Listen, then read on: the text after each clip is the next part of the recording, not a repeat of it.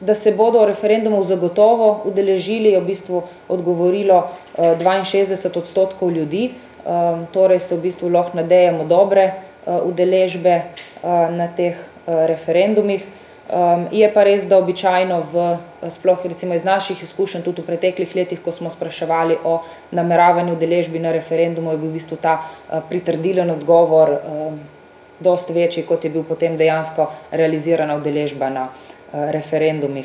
Nasprotno, dobrih 21% pa se v bistvu sploh ne namerava referendumov udeležiti. Medtem kot 12,3% nekje še koleba med to odločitvijo.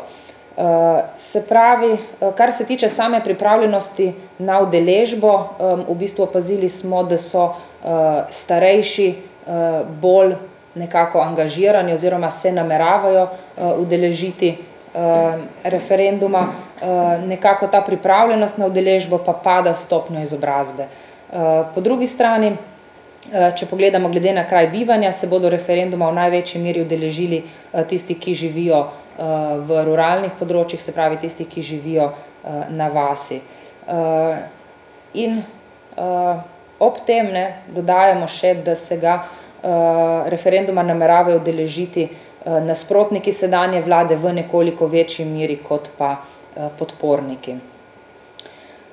No, potem smo v naslednjem sklopu v bistvu anketirance vprašali za njihovo mnenje oziroma kako bodo glasovali pri vsakem od referendumskih vprašanj, se pravi najprej o pokojninski reformi. Tle vidimo, da je dobra polovica tistih, ki se pač referenduma nameravajo udeležiti proti pokojninski reformi, 24% jih je za, nekje enak odstotek pa je tistih, ki še ne vedo.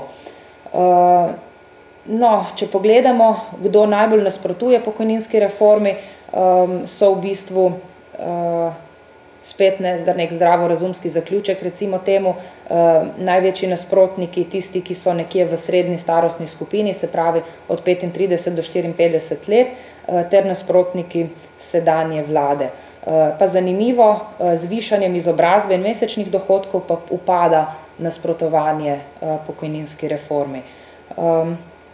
No, morda na tej točki vam zdaj odgovorim na vprašanje, zakaj se tolikrat omenja Goriška, ker smo pač locirani kot fakulteta v Novi Gorici, zato običajno naredimo analizo, kjer je možno tudi glede na prebivalstvo Goriške regije, se pravi njihova mnenja. In zanimivo pri tem vprašanju, se pravi glasovanje za pokojninsko reformo, se je pokazalo, da prebivalci Goriške regije izrazito močneje nasprotujejo reformi kot pa prebivalci ostalih regij. Po drugi strani, dosti podobne delitve odstotkov pri vprašanju o zakonu o preprečevanju dela na črno. Zopet imamo dobrih 53, skoraj 54% tistih, ki so proti in nekje potem približno četrtina za oziroma neodločenih. No, ponovno, kot pri prejšnjem vprašanju, nasprotovanju tudi temu zakonu, v bistvu z višanjem izobrazbe upada. Najbolj nasprotujejo zakonu o preprečevanju dela na črno prebivalci manjših krajev, glede na podporo vladi pa nasprotniki sedanje vlade in ponovno prebivalci Goriške regije, ki mu nasprotujejo bolj kot prebivalci ostalih regij. No in še tretje referendumsko vprašanje, tukaj so odstotki malenkost drugačni, čeprav še vedno večina proti, gre za vprašanje o zakonu, ki omejuje dostop do arhivov, dobrih 34% je proti, medtem ko je dobrih 30% anketirancev za, ostali so pa nekako neopredeljeni oziroma neodločeni.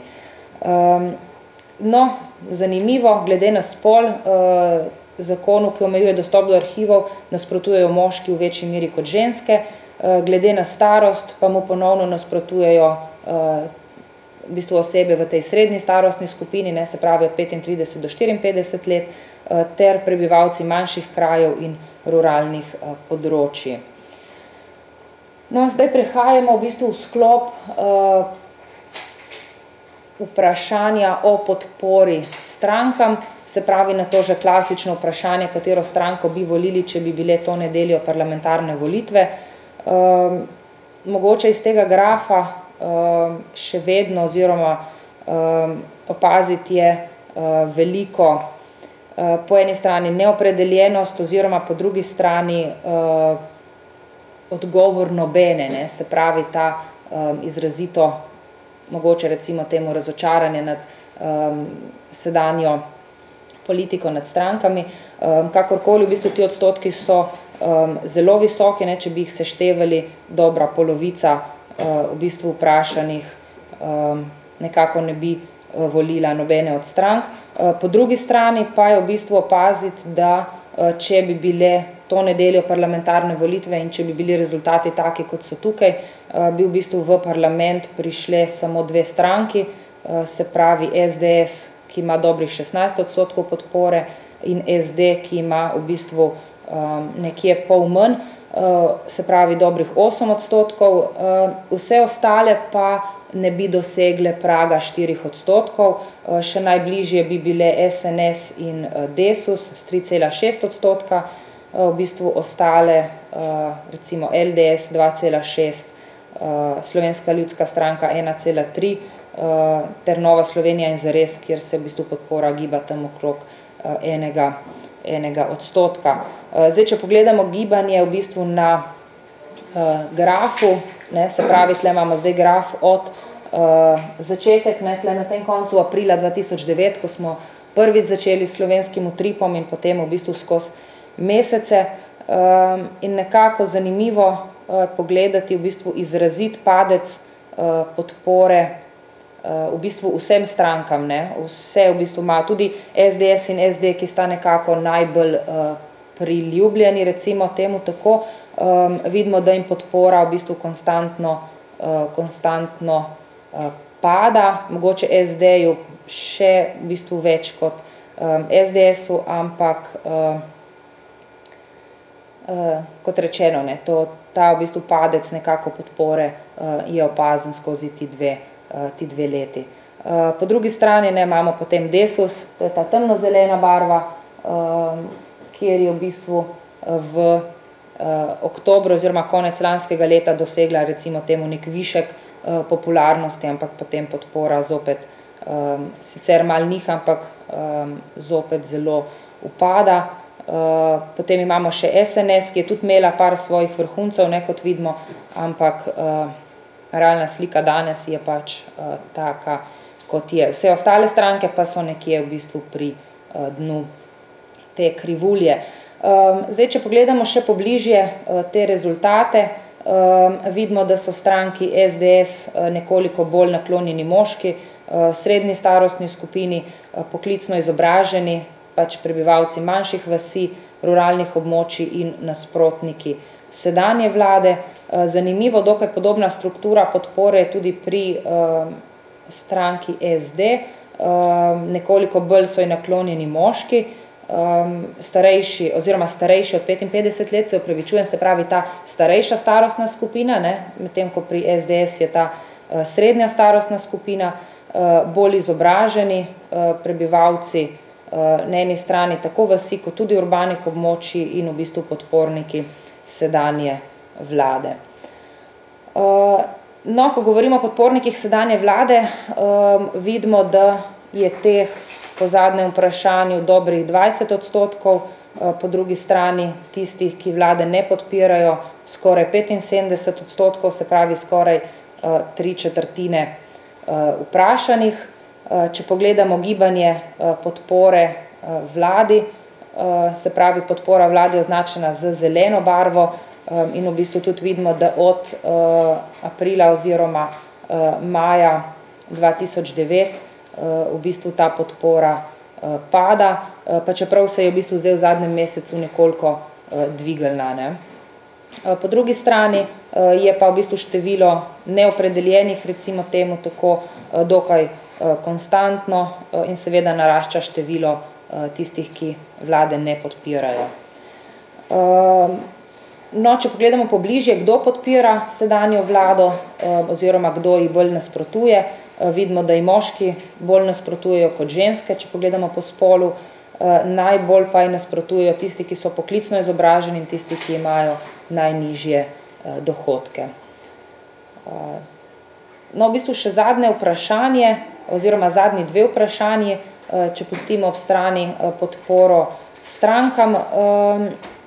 Pač v zadnjem času so se v javnosti pojavila razmišljanja oziroma špekulacije o tem, kako iz sedanje politične situacije, in v bistvu naše anketirance smo povprašali, katera od možnosti nekako, o katerih se v javnosti govori, bi bila najboljša, in vidimo, da je 47,5%, se pravi skoraj polovica anketirancev, nekako odgovorila, da bi bile predčasne volitve v bistvu tisti možen oziroma tisti najboljši možen izhod iz sedanje politične krize.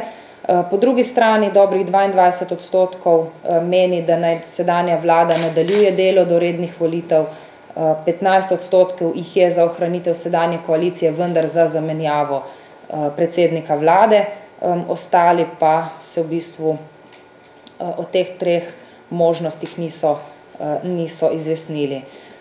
Če pogledamo pobližje, se pravi predčasne volitve podpirajo predvsem moški, tisti, ki živijo na vasi, se pravi v ruralnih območjih, in tisti, ki sedanji vladi nasprotujejo. Ponovno v bistvu gre za nek tak zdravorazumski zaključek, ne.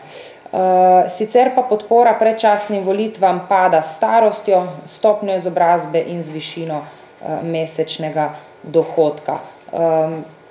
Recimo to slednje lahko razlagamo z določeno konformnostjo starejših do nekih obstoječih institucij oblasti.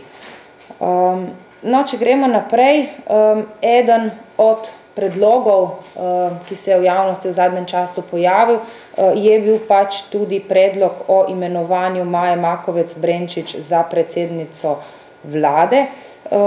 Nekaj stališč smo anketirancem našteli in v bistvu še najbližje našim anketirancem je mnenje, da z gospo Makovec Brenčič v življenju niso še nikoli prej slišali, kar 70% je takih, se pravi, zelo visoko je nepoznavanje gospe Makovec Brenčič med prebivalstvom. Skoraj 20% je takih, ki predloga ne podpirajo, 5%, 5,4% pa je takih, ki v bistvu ta predlog podpirajo. Sicer pa je nepoznavanje predlagane kandidatke zelo visoko zlasti med ženskami, med anketiranci v srednjem starostnem razredu, se pravi med 35 in 54 let, med tistimi, ki imajo najnižje dohodke, tistimi, ki nasprotujejo sedanji vladi, in v bistvu tistimi, ki so nekako prebivalci ruralnih območij.